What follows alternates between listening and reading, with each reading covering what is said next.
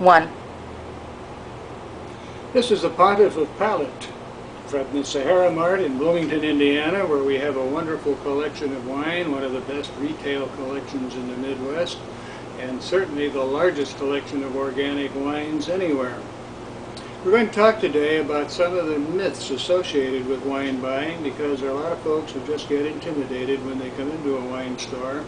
They have all kinds of questions, and so some of the questions that are most frequently asked are some I'm going to address now. For example, one of the first questions is, I see a bottle of wine and do I have to drink it right away, or should I keep it a while? Does wine really improve with age? And the answer to that is generally no. The day you buy a wine is the day you can serve it. However, I would suggest that if you can, let it lie down or stand up for a couple of days so that all the components in it harmonize and the sediment settles down. But in general, unless it's a very great wine with a great pedigree, which means also a great price tag, most wines are made to be drunk almost as soon as they're made. How long can you keep them?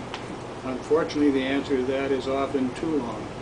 Most wines don't have a terribly long storage life, but a good, well-made white wine should last 3 or 4 years, properly kept. A very well-made white wine can last longer. Red wines tend to last a little longer, provided you take good care of them. Don't get them too hot, or keep them cool. Keep them preferably in a dark place and free from vibrations. But most people don't have to worry about how long they keep wines because they don't have the storage space. Another question we get is, does wine travel? If I buy this wine today and I take it home to Chicago or home to Louisville, will the travel affect it? My first answer to that is, hey, this wine traveled to get here, didn't it? I mean, it came from California, it came from France, it may have come from southern Indiana, it came from someplace else, so obviously it is intended to stand up to get to a retail point. Again, the answer is take good care of it. Don't let it get too hot, let it calm down when you get it home, and it should be just fine. It isn't the travel that affects wine, it's often the setting in which it's served and where you first experienced it. Another question is, well, my wife and I can't drink a whole bottle at one sitting. How long can we keep it after we've opened it? And the answer to that is longer than you think. Put a cork in it, keep it cool, even put it in the fridge. It should keep at least a day. We've had good experience keeping wines even into a second day after you've opened them. Just remember, it's heat and direct contact with air that causes wine to spoil.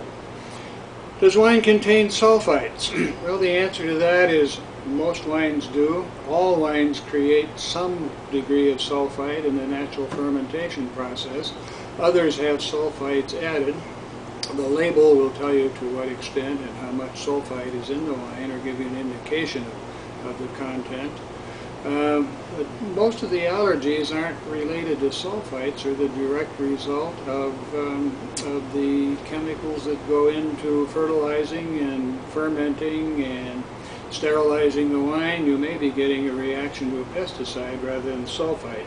Just be advised that most wines contain sulfite. There are some biodynamically made wines that have a very minimum amount of sulfite, certainly none added.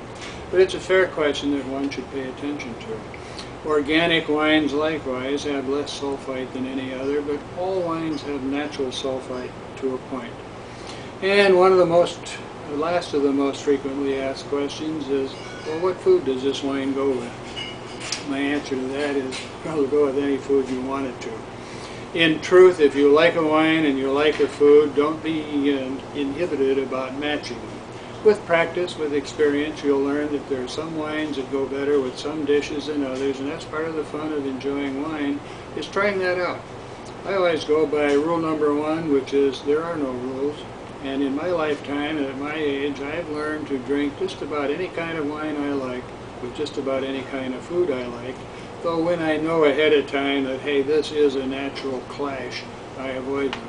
But for you just beginning, or you who want to experiment a bit, try it. Take the wine you like with the food you like.